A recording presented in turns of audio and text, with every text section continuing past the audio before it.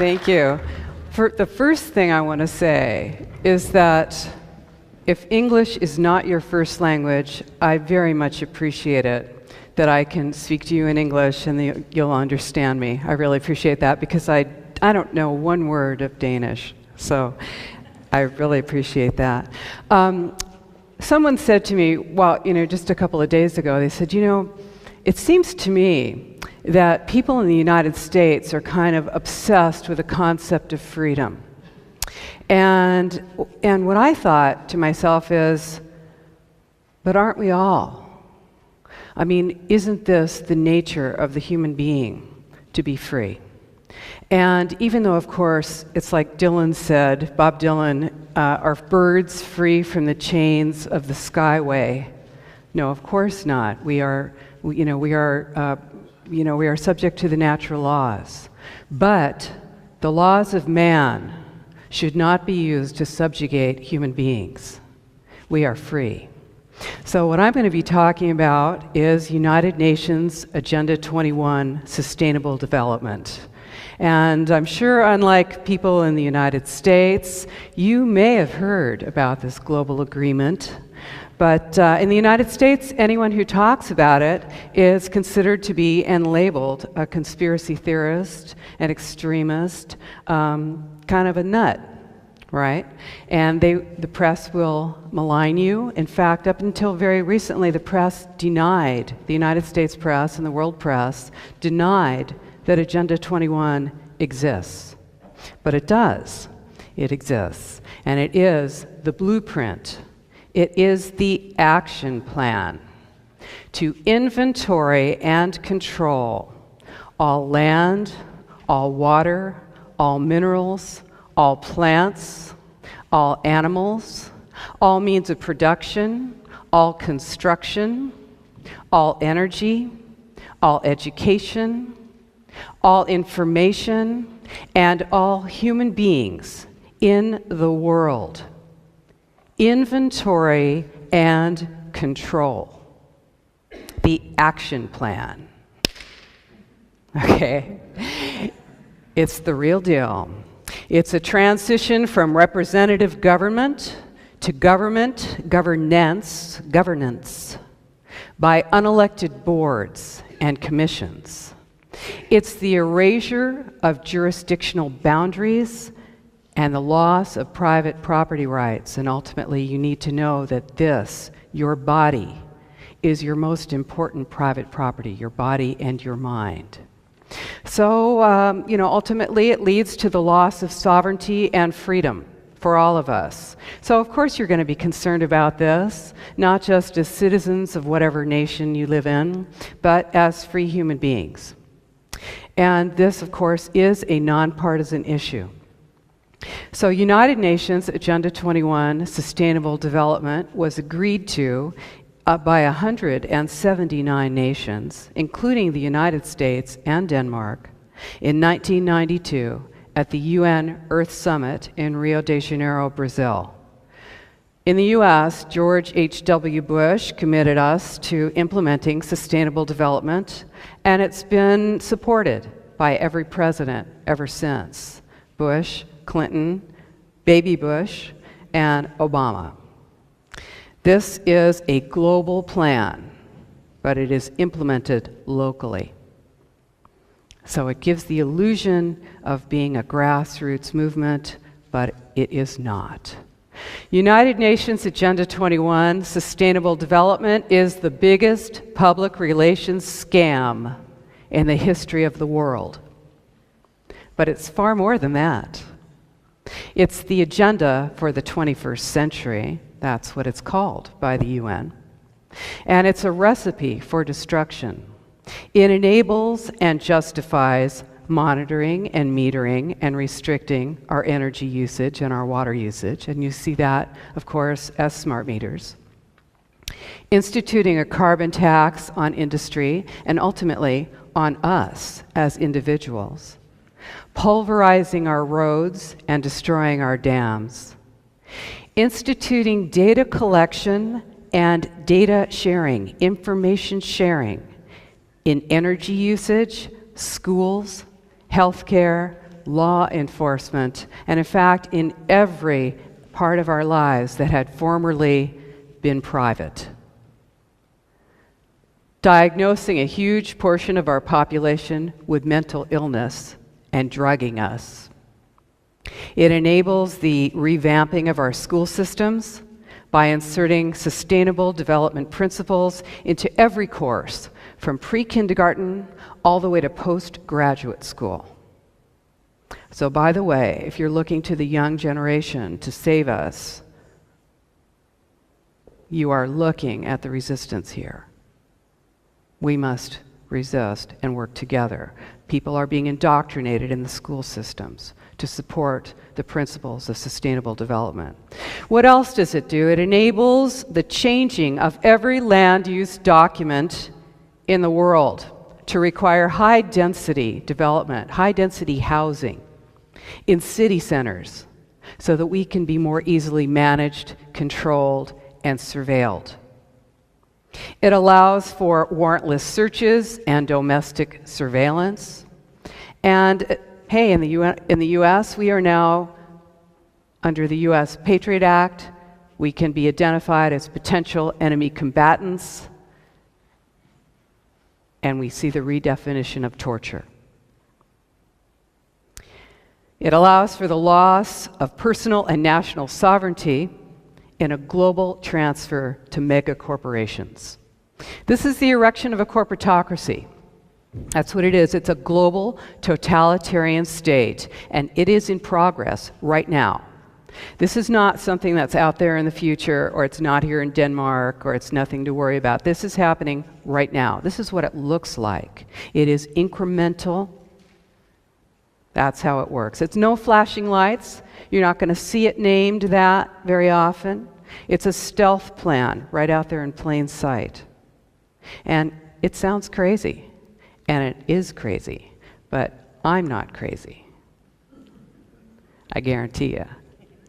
So there's an overarching political and social philosophy that goes with this plan, and it's communitarianism. All over the world, and certainly in the United States, our individual rights are paramount. Now, that doesn't mean that you can go and transgress on someone else, but it means that the individual's rights are guaranteed: life, liberty, and the pursuit of happiness. You know, who's going to define what the pursuit of happiness is? But this is all individuals know this for themselves, right? But under communitarianism, the individual's rights are balanced with the rights of the community. Now, there are no rights of the community, and the community itself is not delineated. You know, what is the community?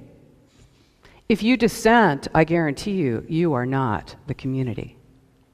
The community is whatever those who are in control define it as long as it is in support of those plans.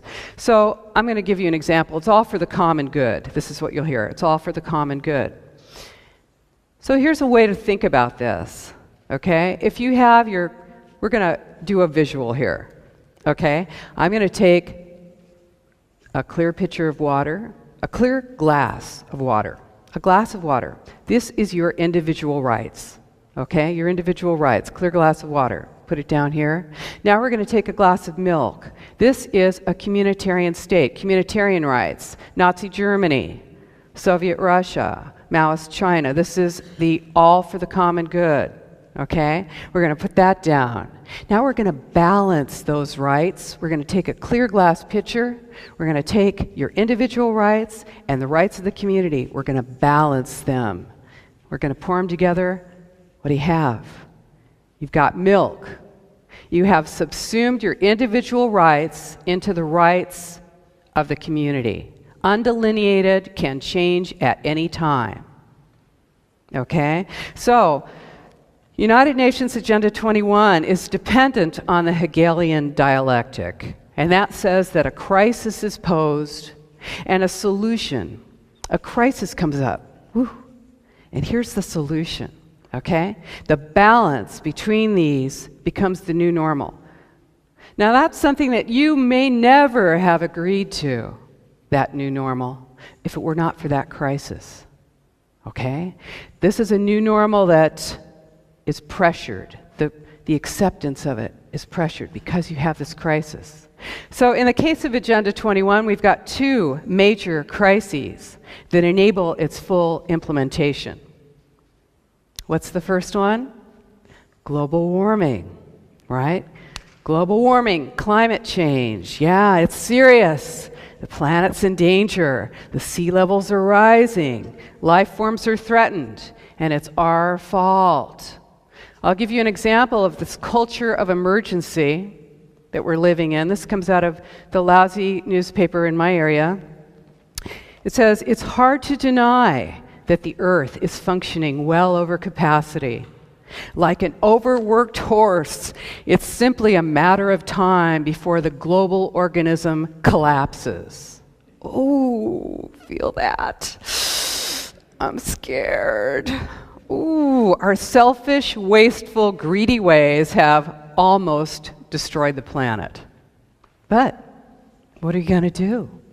Well, here comes the UN to the rescue, right? They're going to save the planet.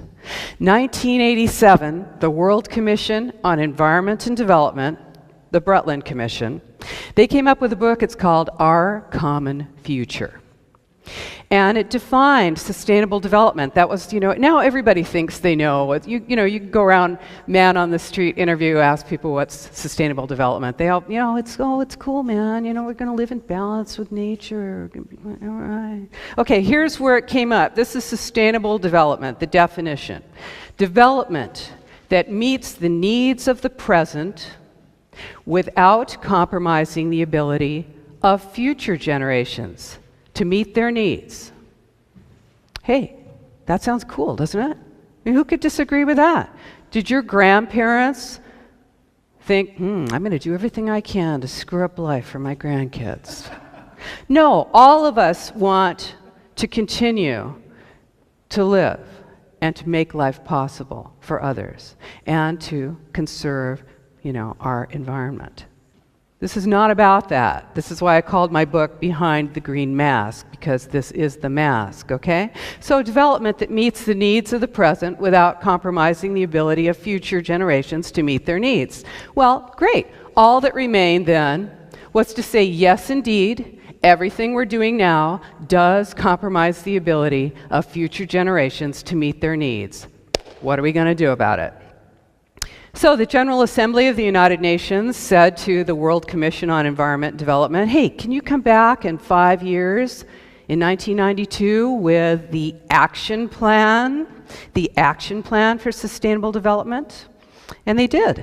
And here it is, the action plan for sustainable development, Earth Summit, Agenda 21, the United Nations Program of Action at Rio. 1992, Rio de Janeiro Earth Summit, 300 pages, 40 chapters. This itself is a green mask. This itself, if you don't know how to read it and what you're looking at, you will think that it's just a document that talks about how everyone should be concerned about the planet.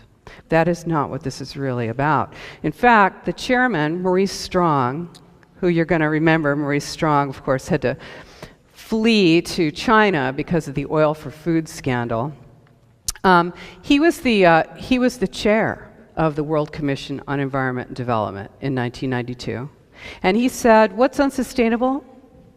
The middle-class lifestyle, the middle-class suburban lifestyle, single-family residences, private vehicles, appliances, air conditioning, meat eating, tillage. Breaking the Earth's surface is unsustainable. Okay, so if you're into organic farming, if you're thinking, I'm going to go out there on a nice little piece of land and raise something, tillage is unsustainable. You need a $250,000 seed injection machine because you need to inject those seeds into the earth, right? Well, the optimum way of growing food is going to be in a downtown parking garage. They don't call it that. They have other names for it, but that's what it'll look like, a big structure in the center of your town where your food is grown in a concrete building. That's the optimal. Now, there are 3 E's, the 3 E's of sustainable development. This is the logo, the image that you're going to see, and this is what you hear, is the 3 E's: economy, ecology, and equity, social equity. And I'll show you the image for this. It's in here somewhere. You may have seen this. It's the 3 interlocking circles, right? It's ecology, economy, and social equity. And where they meet in the center, this is all where everything's in balance, and that's sustainable development. Okay? So the key provision, it's key to this plan that there be total data collection and information sharing worldwide. Because how else can you monitor whether people are balancing their environment, their economy, and their social equity? It impacts economics, housing, transportation, land use, health, education, water, energy, food production, privacy, and security. Is there anything I missed? Global biodiversity is dependent on creating something called islands of human habitation. Islands of human habitation. This is where we'll be. Dense urban cores surrounded by buffer zones and corridors for animals. The idea is to collect human beings into concentrated city centers, concentrated centers. So, okay, in 1992, the Earth Summit, 179 nations agreed by consensus to adopt this plan. It's a global plan. The goal was to implement sustainable development in all public and private policies and activities. The entire world. How was it done? How did they do it? I'll tell you about the U.S. In 1993, when Clinton took office, he created the President's Council on Sustainable Development. And this is, all the countries did this. They all created their local Agenda 21 to implement it locally. Okay? So, who was on that? You need to hear this because you need to see how this all comes together. It's a beautiful, beautiful framework for totalitarian control. So who did they have on that? They had 10 cabinet-level secretaries: defense, interior, agriculture, education, transportation, and captains of industry like Enron. Ken Lay was on the President's Council on Sustainable Development. BP, British Petroleum, DuPont, Dow Chemical, Ciba-Geigy, Sandoz, Novartis was on the President's Council on Sustainable Development. What do? They provide vaccines. What else? Hypertension drugs and Ritalin for children. Who else was on there? Non-profit organizations like the World Resources Defense Fund, the National Resources Defense Fund, the World Wildlife Fund and Council, the Sierra Club.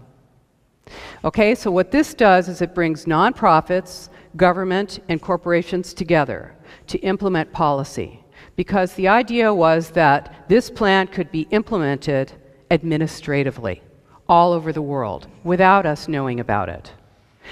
So how are they going to do it? They were going to use and are using land use plans, because this is the way to control the population, is by controlling land. So in 1996, the President's Council on Sustainable Development in the U.S. gave a multi-million-dollar grant to the American Planning Association to come up with a book. Now, it's a 12-pound book, so I didn't bring it with me. It's called Growing Smart, Legislative Guidebook with Model Statutes for Planning and the Management of Change. Change.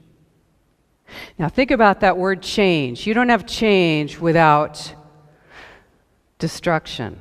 Transformation requires destruction of the old way.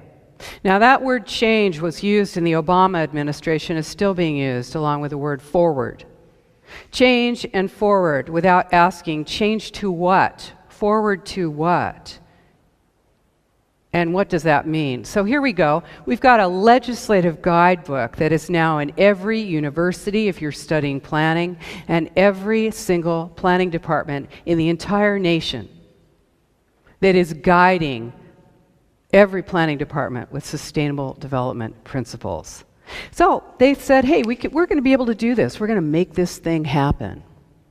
And we can implement this without the people knowing, but when they find out that they're living in a dictatorship, they might not be happy. So it might be unpopular. So what are they going to do? So they came up with another book. It's called Sustainable America, A New Consensus.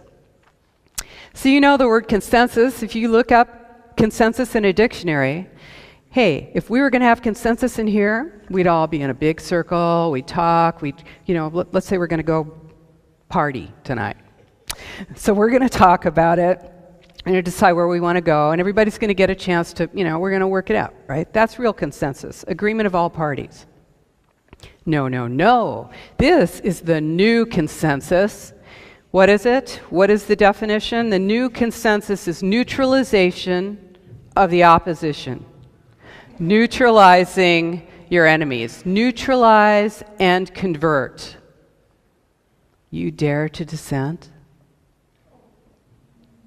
Agenda 21 is top-down, global, but it gives the illusion of being local, right? So it purports to being sourced in the people. And it needs support by the stakeholders. You think you're a stakeholder. You are not a stakeholder. Okay? They need community buy-in, so they create it. In fact, they create the community. In fact, your local government is engaged. Now, does this sound like, hey, this is a conspiracy, but it ain't no theory. This is the real deal. So your local government will go out into your neighborhoods and identify people who are willing to work with them. And then they will elevate them. They'll say, hey, have you thought about starting a neighborhood association? And then there's that person who's speaking for you. Well, you're cooking dinner and you're hanging out and you're doing other things. You don't even know that person exists, but they are helping to make policy for what happens to you in your town right now. So they create community. They use nonprofits, civil society, unelected boards, and they create these groups. Nonprofits, non-governmental organizations are at the bottom level of this bureaucracy. This is a bureaucracy that is created where we have no impact. This is not representative, right? So they have public opinion meetings. They call them visioning meetings in the United States. This is all across the U.S. You get invited to come on down, give your opinion of this cool new plan for the center of town. So you go down there. And they've got a screen up there and they show, do you like this? Do you like that? They give you 3 options. You don't like any of them, but you don't get to say that. And if you do say that, well, you're a dissenter. Remember, communitarianism. They'll shame you. They'll mock you.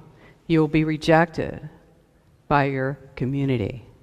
Half the time, the people in that room are being paid to be there. They are people who are working with a nonprofit. They're consultants. They're employees of the government who are there after hours being paid. And you have wandered in, somehow you noticed that little tiny ad in the newspaper on page 7050. So you ended up in there, right? But right now, if you go to those government meetings, they use the RAND technique, the Delphi technique, a mind control technique, which is used to bring groups of people to a predetermined outcome while giving them the impression that it was all their idea. You are so smart. You came up with that plan all by yourself. We won't tell you it's the same plan in every single city in the entire United States and around the world. If you dissent, they bring in men with guns. There are now men with guns in every government city meeting that the public is invited to. Men with guns ring the walls. They're called police officers. I've been chased down an aisle when I had a mic, when I was giving my opinion, you can imagine, and chased by a police officer. I said, what are you going to do? Arrest me for saying something? You afraid I'm going to say something? You're going to see, okay, so this is it. You're going to see these terms, and they all sound cool. This is all straight out of Agenda 21. Capacity building, strengthening community, consensus building, vibrant, walkable, transformation, livable, change. Ooh, God, it feels good, doesn't it? Yes, this is it. This is manufactured consensus and behavioral modification. This is public re-education. Lifelong learning, you ever see that? Lifelong learning, that's when you go to school as a child and you never stop being indoctrinated. Come on down, we'll give you a class in knitting, and meanwhile we're going to tell you about sustainable development. And it's not about making sure that those sheep are well cared for and eating the right things. It's not about that. It is about manipulating public opinion. It is about opening the populace to accepting decisions made by consensus. So in case you think I'm making this up, I want to show you this. I got this little thing on Amazon. It was published in 1994 or something, and I'm sure that it didn't sell many copies. Now they're just flying off the shelves. I'm sure they're like, what the heck's going on with this? This is called Rescue Mission Planet Earth, a children's guide to Agenda 21. Okay, it's so cute. It's got pictures. It's by the Children of the World and Boutros Ghali of the UN. Okay? Oh, this is so cute. It's all about how we're messing up the planet. And there's this one little quote I'll tell you. This is for children. The planet groans every time it registers another birth. I'm giving this to my kids. So what else does it say? There's this little booklet in the back. It says, turning Agenda 21 into action is a big challenge for us all. Thousands of people at the United Nations and all over the world are working on it. This booklet will show parents and educators how children can start to be a part of this work. Children are being used. They're being indoctrinated. They're told that they're killing the planet and that they have the power to save it.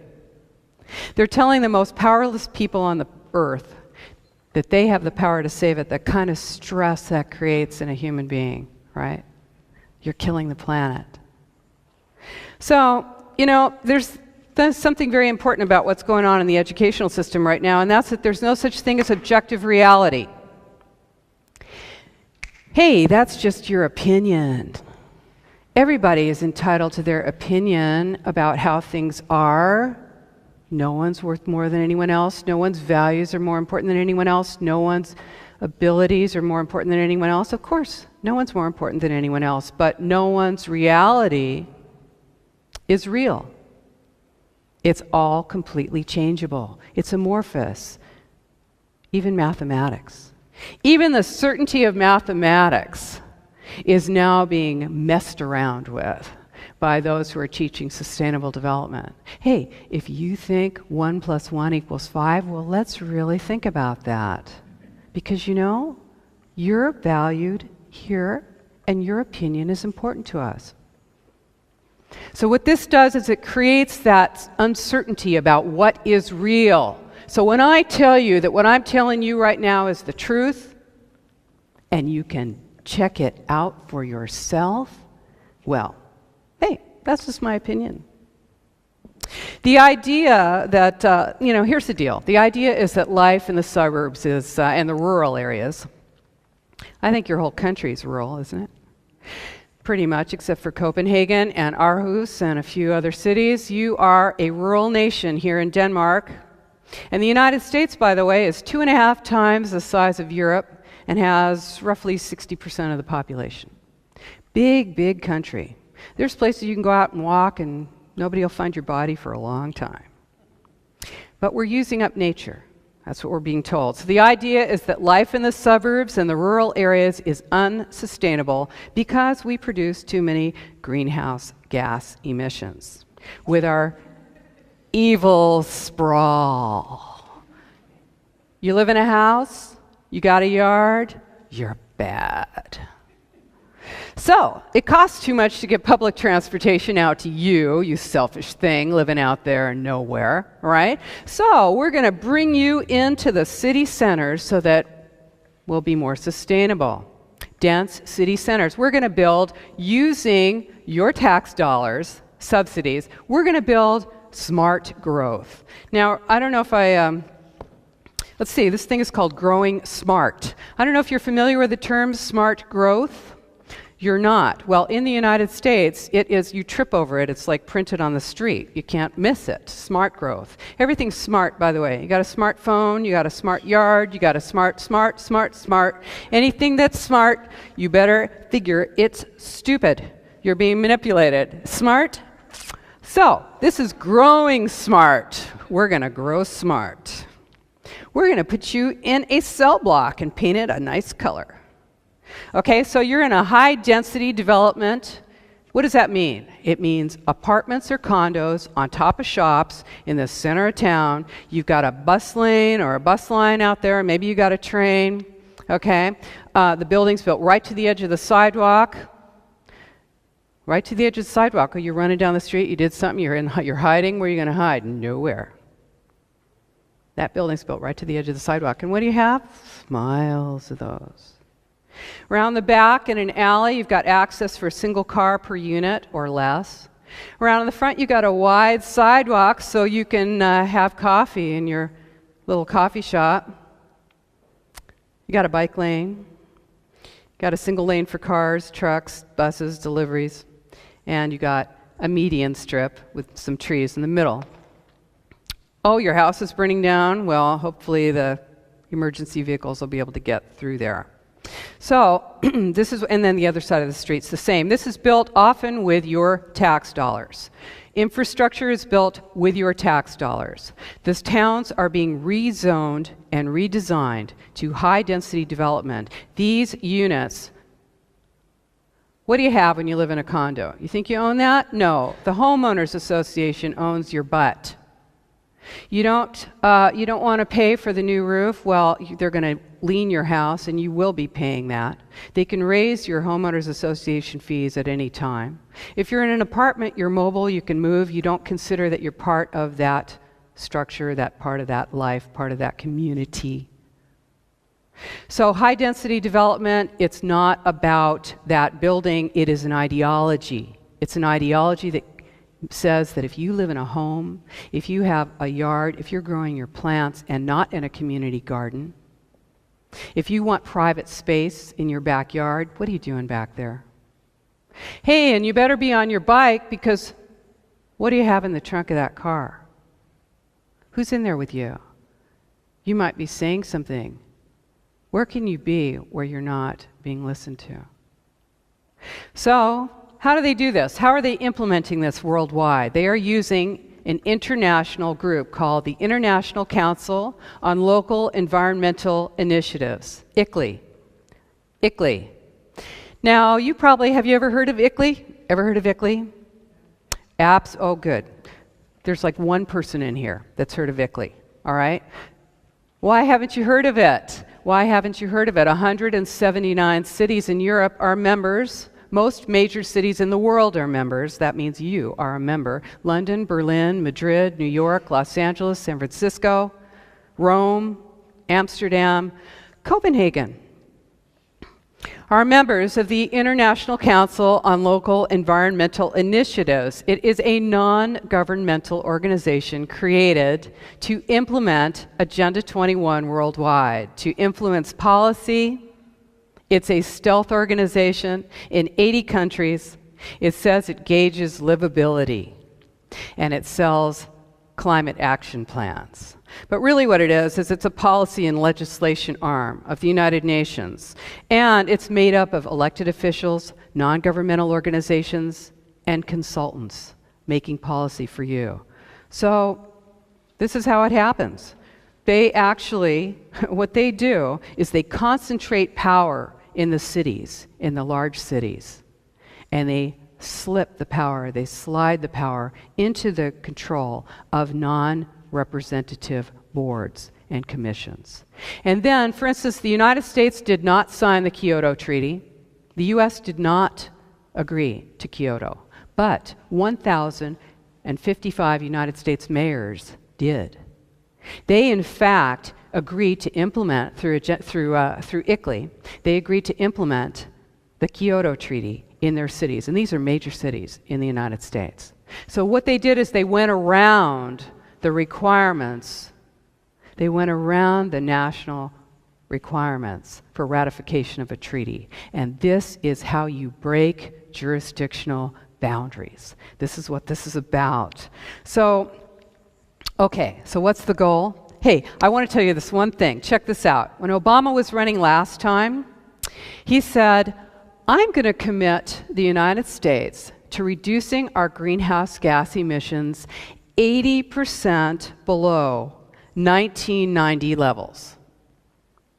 80% below 1990 levels. Well, that seems like a lot, doesn't it? So I thought, gee, I wonder what year the U.S., I wonder what year we were at 90%, 80% of 1990 levels. I've got it. Okay, so I found a chart. I looked at it. Taking the greenhouse gas emissions of the year 2004, okay, that was the chart went up to that, so I found 1990, and then I dropped 80% below that emission and found what year was the United States, what year was the world emitting 80% of 1990 levels of greenhouse gas emissions? What year was that? What do you think? 80% below 1990 levels.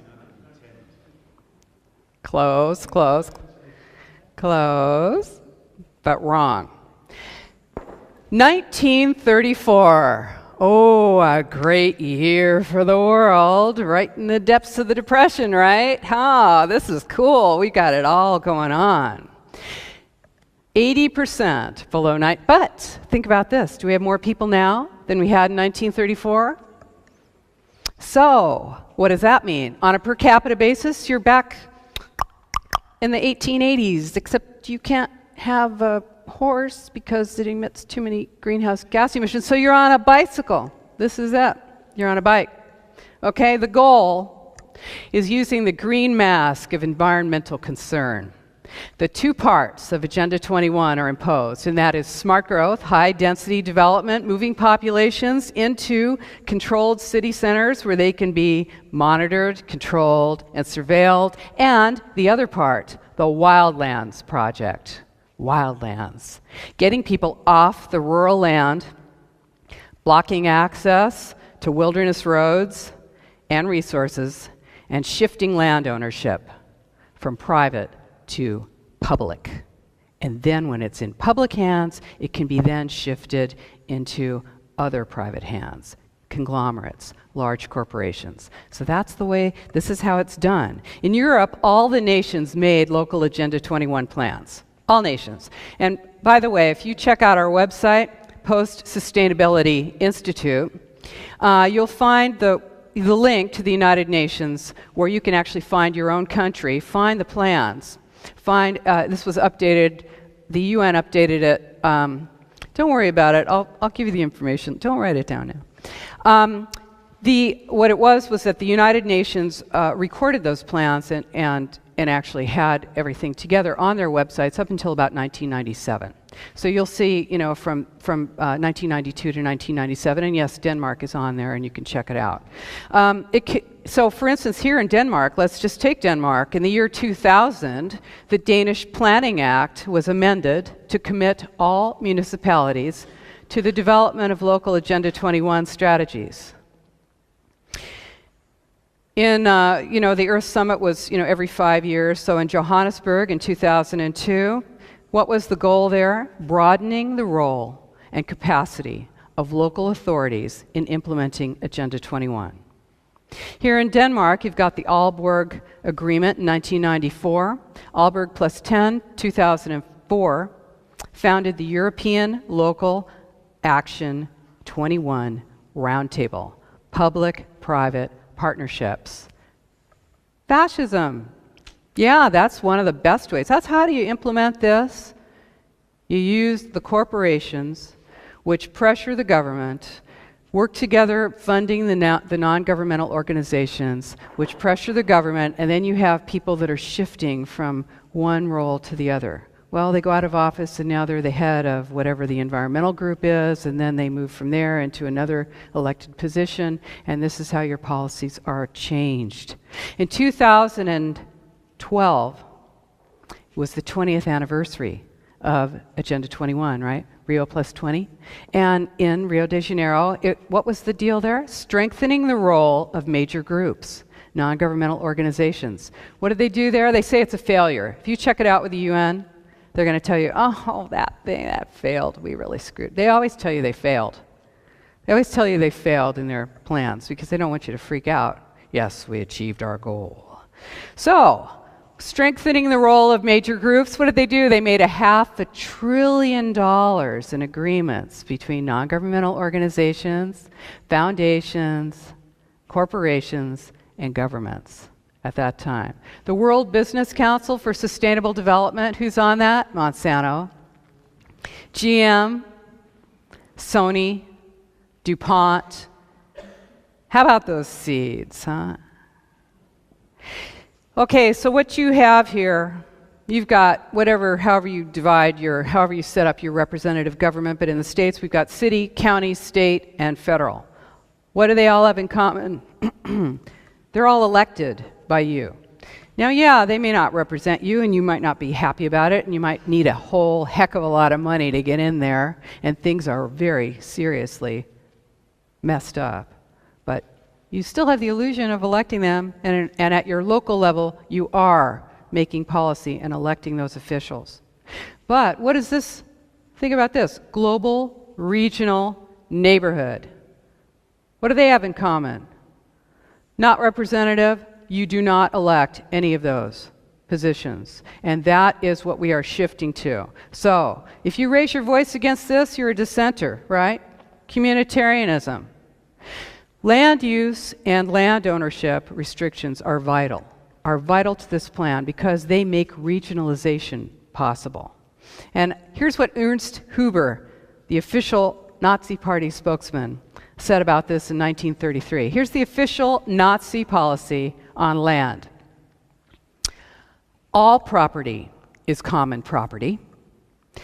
The owner is bound by the people and the Reich to the responsible management of his goods.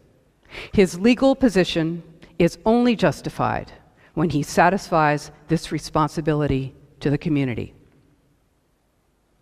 Zbigniew Brzezinski, I think it's ended in 33.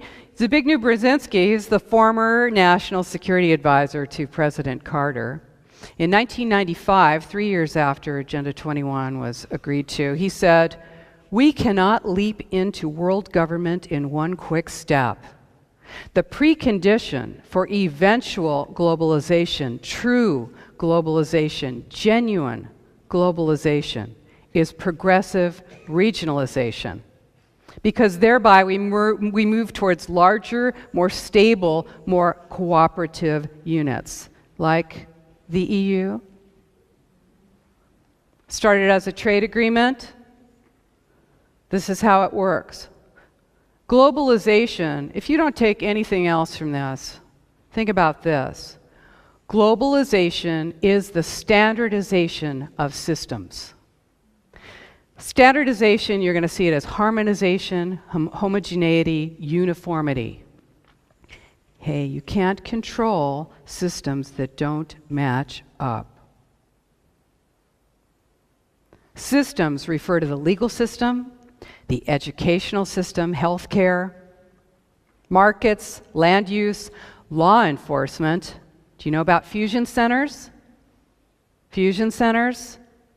My goodness, I must be somewhere else. I must not be in the United States.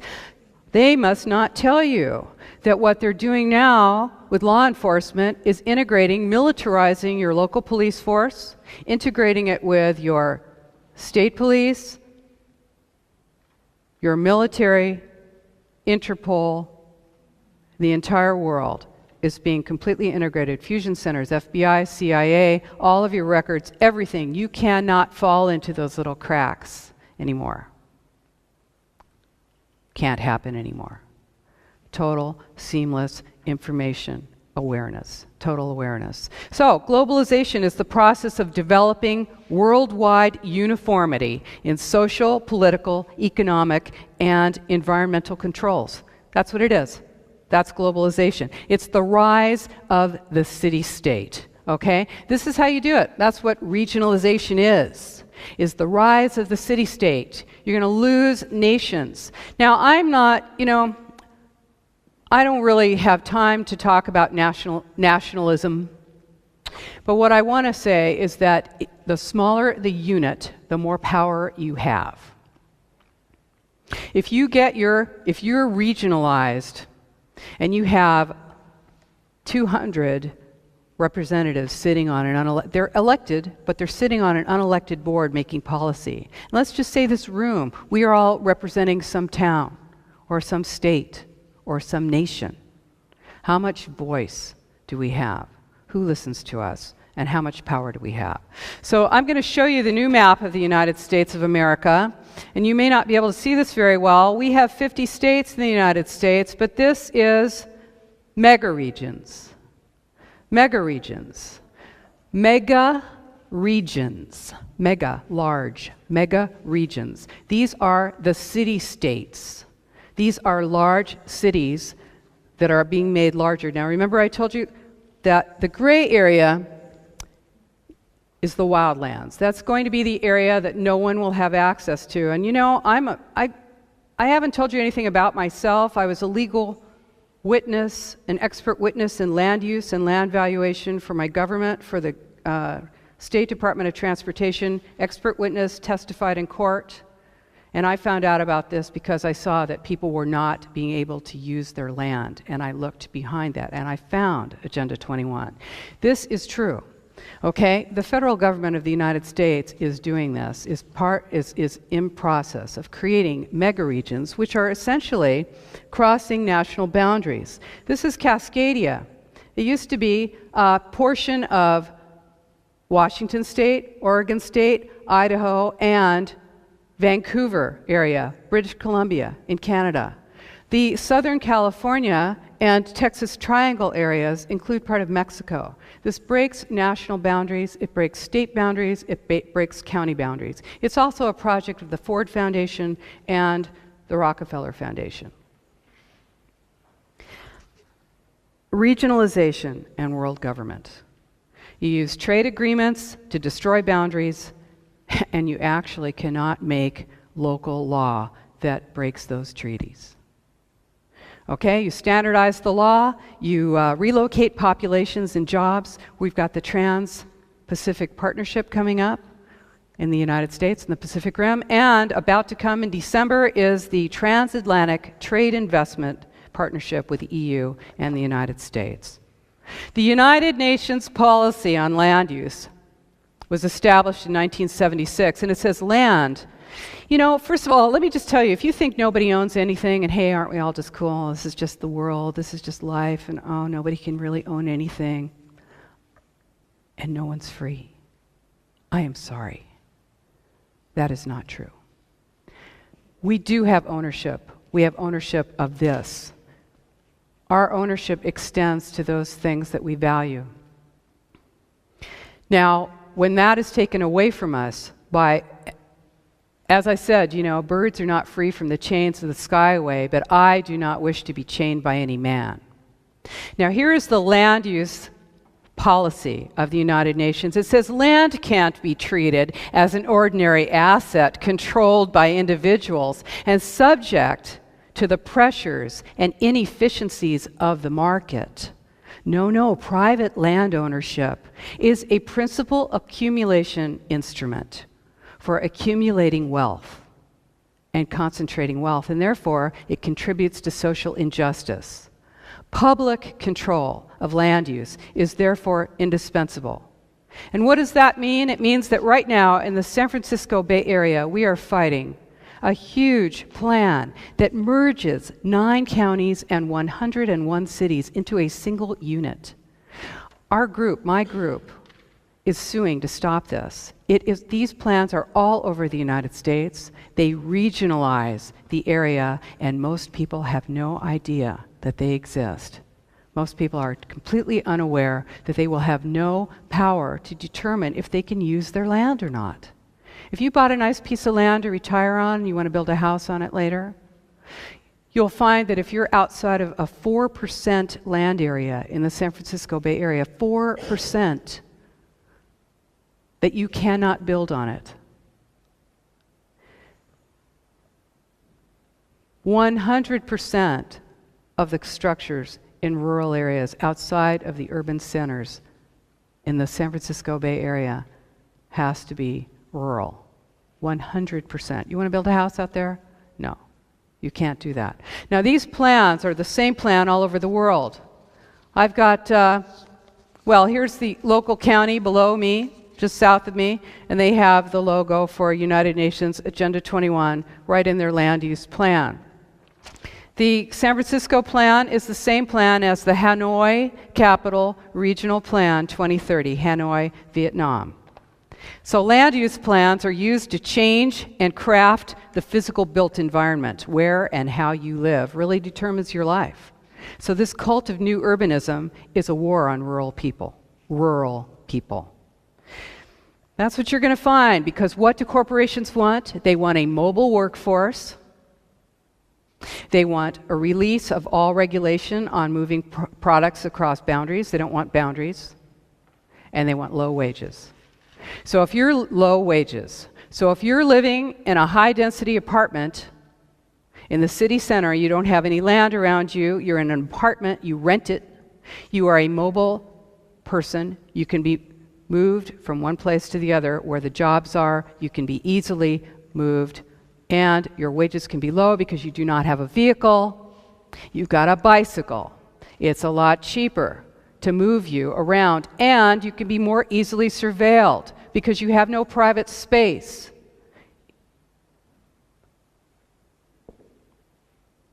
Okay? Got it? So, no, not yet. After. No. I'll answer everything you got, but not right now. Okay, so here we go. This is it. When you restrict single-family home development and you consolidate populations into tight urban centers, you're going to devastate land ownership and land use. And that's nationwide. In China, they've got the so-called ghost cities. Do you know about those? They're building, everybody's like, gee, I wonder what they're doing that for. Gosh, nobody's living there, and there are all these big, tall buildings that they just built. I wonder, oh, okay, now we know. They're moving the rural populations in there against their will. They're relocating the rural populations against their will into these city centers that are built with full surveillance capability. All right? London, Berlin, Milan, other EU cities all across the world, this high-density apartment block construction is happening often with government subsidies, very often with government subsidies. So, the Wildlands Project. The Wildlands Project is, hey, this is a map of North America. You notice it has no boundaries on it because animals don't know where the boundaries are. The idea is that swaths of land will be identified, huge sections. I mean, I don't know how well you can see this, maybe not too well. This is a project of the World Resources Institute and the Wildlands Network. It's being implemented through the United States Environmental Protection Agency. This is about creating areas that are huge corridors for animal movement. The spine of the continent takes out about 12 states, goes down through most of Mexico and comes up all the way to Alaska. The idea is that, what?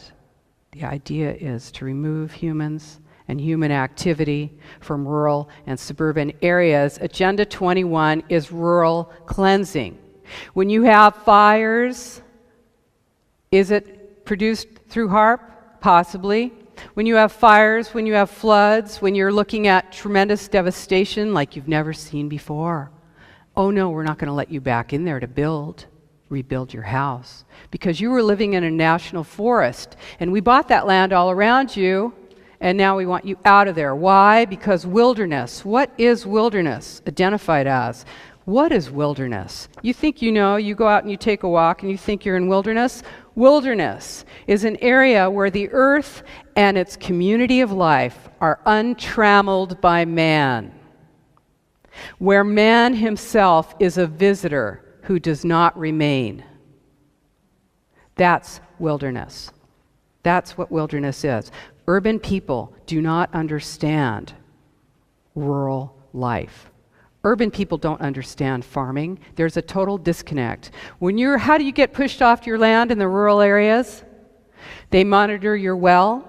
They restrict your access. They pulverize your roads to gravel. They stop your postal service.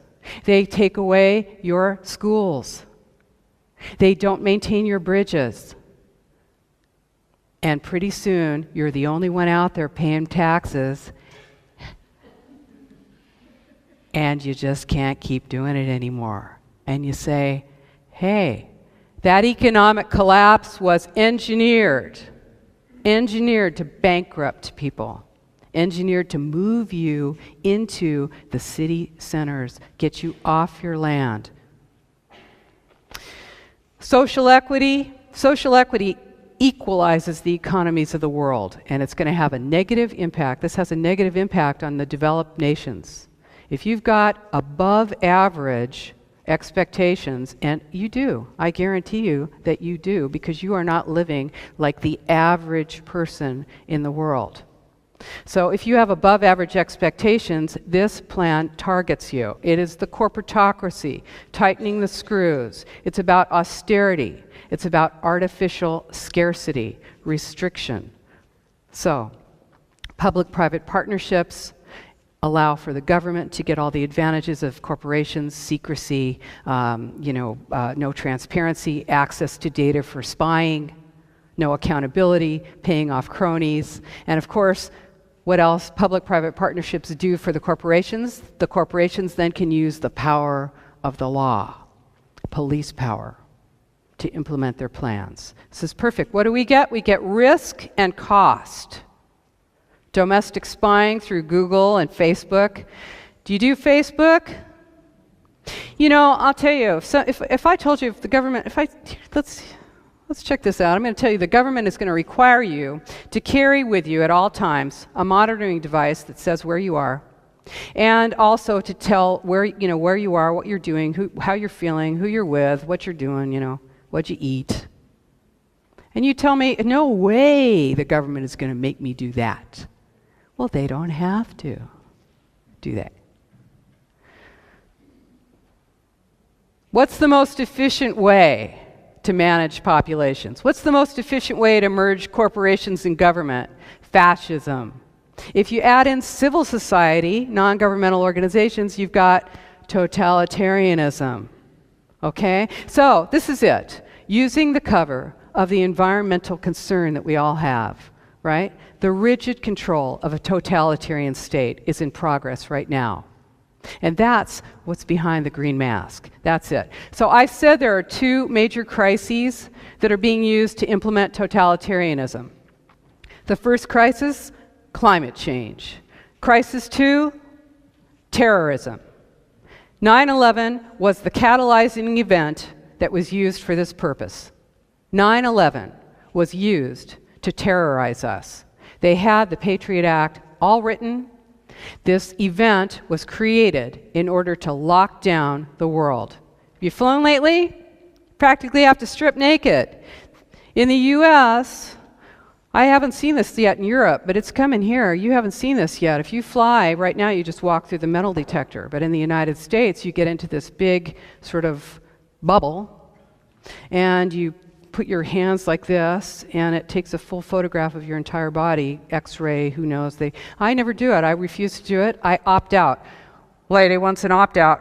Woman refuses. Woman opting out here. Woman wants an opt-out. Here I am. I'm standing here in my socks.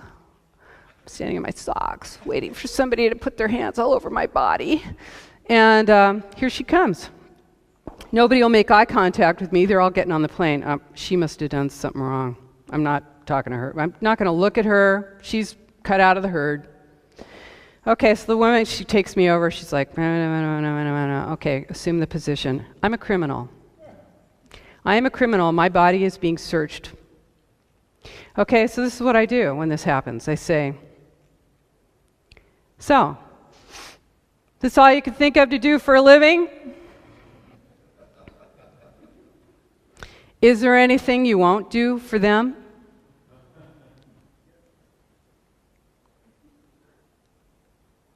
So you just take their money and you do what they say. Is that it? Well, that keeps me in the airport an extra half hour, usually. So, hey, don't cooperate. Okay? Creating a culture of emergency that's linked to human behavior, that enables a wide range of restrictions that are going to benefit a global totalitarian restructuring of the world. All totalitarian states share the same characteristics. Total control of property and means of production, total information, surveillance, of course, loss of free speech. How you like that consensus, huh? Right? Loss of free speech and restricted movement. They also share the same philosophy, and that is, it's all for the common good. The individual is selfish. The Spartan present, austerity. Right? Oh, you use too much. You eat too much. Do you really need that big piece of land? What are you doing out there? The vision of the glorious future. Oh, everything's going to be so great when we have sustainable development worldwide. We're all going to be on our bikes. It's never going to rain or snow. There goes the train. Yeah, life's great. What else do they have in common? All totalitarian states. Terror. The war on terror is a war on you. Revolution is bad for business. Communism, fascism, Nazism, all for the fatherland. It's all for the common good. And as we say in the United States, it's all for the homeland. That's it. This is it. When you look at that smart grid, when you look at smart meters, what you're looking at is a gigantic information tracking and control system designed to control all electric, gas, water, and information systems in the world, including all of your personal data, your healthcare data, everything. This is what it's designed to do. That is the smart grid. Smart, real smart. Smart meters can be shut off remotely. Remember that when you dissent. 3 o'clock in the morning, you go to turn your light on. You got nothing. Or you went down and you made a scene at the local government meeting, and for some reason your water's not working anymore. Right? Surveillance state is essential to implementation of Agenda 21. Essential. The Nazis, this plan is a continuation of the Nazi plan, of the Soviet plan, of the plan, all plans. I don't care if you can go back to Alexander the Great. Okay, Siemens Corporation. Who's doing it to you? Siemens Corporation. You got a Siemens Corporation thing hanging on your wall or somewhere in your house, or you're using Siemens. Siemens Corporation is a Nazi group. Nazi corporation. Under the, there were many hundreds of corporations that worked with the Nazis. Siemens was about to go under, was about to go bankrupt when Hitler came to power, and he generously offered them slave labor from the concentration camps, which they, of course, accepted. Now, what does Siemens do? They are in smart meters, the smart grid. They own water, huge, the biggest water in the United States. U.S. Filter is owned by Siemens Corporation. They fund the International Council on Local Environmental Initiatives. They funded Growing Smart. They're in high speed and light rail. Siemens. is implementing Agenda 21. IBM, okay? What did IBM do for the Nazis? Remember the tattoos on the arms? That wasn't just you're number 1, you're number 2, you're number 3. No. IBM created the computer systems for the Nazis so that they could analyze the data, so that they could collect and analyze the data for all of their prisoners. What is IBM doing now? They're working on biometrics to identify you through your eye. You want your money? You want to get your money out of that ATM machine? IBM. Okay? GE, General Electric, Smart Grid. This is a continuation of this plan. So, you've got full and total surveillance. You have the ultimate public-private partnerships with prisons, public-private partnerships and prisons. Privately owned prisons all over the United States. What do they need? Prisoners. How do you get more prisoners? You make more things crime. And you make criminal sentences longer. Public-private partnerships. Hey, collecting data, you know that the US government did not have enough room in their collection center outside of Baltimore, Maryland. They were actually browning out the town of Baltimore because they had so much of a power draw. So they just built out in Utah on a military base 1.5 million square feet of data collection centers. All information from and to the United States goes through there. 1.5 million square feet. That's pretty big. Your data, if you're transatlantic cables, everything goes right through there, all analyzed instantly. You're not going to see this in the mainstream media. 5 corporations own the media. 5 mega corporations own the media. Global markets. That's what this is about. In your universities, they're teaching it. UCLA has, for an example, 509 courses on sustainability. This is Bank of America, UC Berkeley. What does it say? Removing the roadblocks. How to make sustainable development happen now. Doesn't that look good? Can't wait to move in there, right? Oh, God. Everyone's in on it. Lawyers, consultants, planners, bicycle coalitions, the Lung Association, unions, Walmart. And you're like, oh, what is she, crazy? Come on. She really is a conspiracy theorist. No, I told you, it's a conspiracy fact. It's not a theory. It's real. This is how it's done. You know, I'm not going to go into it. My book goes into it. I have details, and I don't blame you if you're feeling overwhelmed, because who doesn't? This is a bloodless coup. This is an administrative coup d'etat. It's the most brilliant takeover of the world ever, and it is because technology makes it possible. You will not see tanks rolling through your town. It's never going to look like that unless you're in a third world country, and then they just want to take your stuff and use up their ordnance.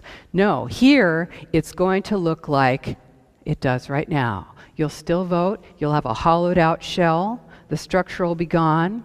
Slowly, people will come in from the country into the cities. Pretty soon, you won't have a private vehicle because gasoline costs. And you know, if free energy is made available, this is a race to implement this plan fully before those things are available to you.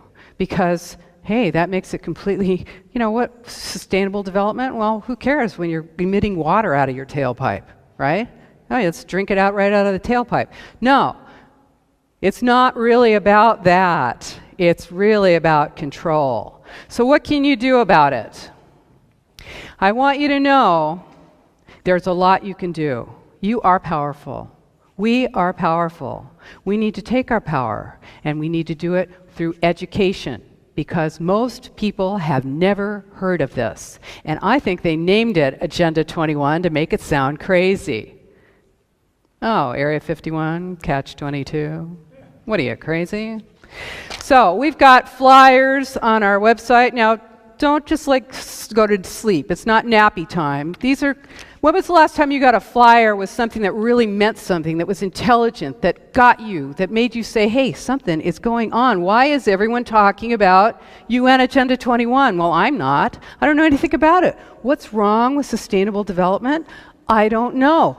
Make these flyers. You don't like it? Make your own. They're on our websites. Print them out. There's hundreds of thousands of these out around the United States, many hundreds of thousands, and around the world. People are making these. They're putting them on, get up early in the morning, put them on doorsteps. Okay? Put them out there on the doorsteps. Don't try and hand them to people. They're like, no, don't, no. No, you got to put it on doorsteps. When was the last time you went out in your PJs to get your newspaper and you were like, whoa, this is pretty cool. They're not selling anything. Okay? So you want to do that. What else do you want to do? Withdraw your support. Do not willingly collaborate. Expose collaborators. Refuse to volunteer. Volunteerism, now, volunteerism is a big part of this plan. Mandatory volunteerism. Are you a citizen of the community? Are you giving back? What are you doing? Okay? Look at who you're volunteering for. Are they supporting sustainable development? Withdraw your support.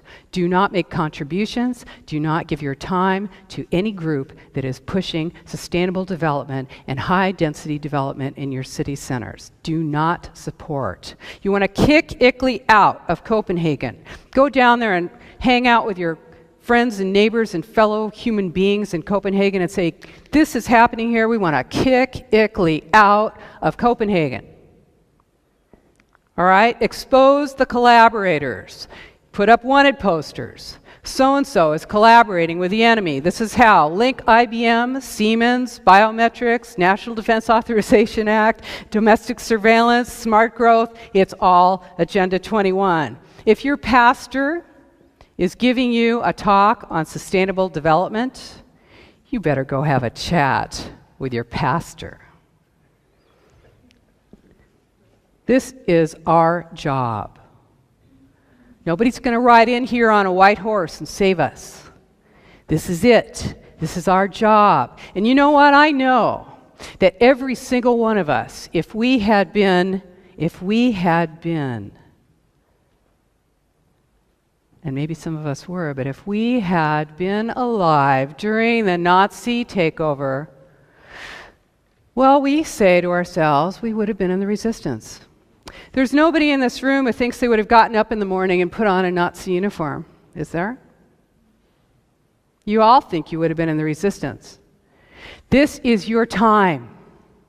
This is your moment. You are the resistance. This is the resistance. This is the moment that we reach out and we get this information out and we refuse to be dominated by this plan. We can do it. We are doing it all across the world. Join us. Let's do it. Thank you.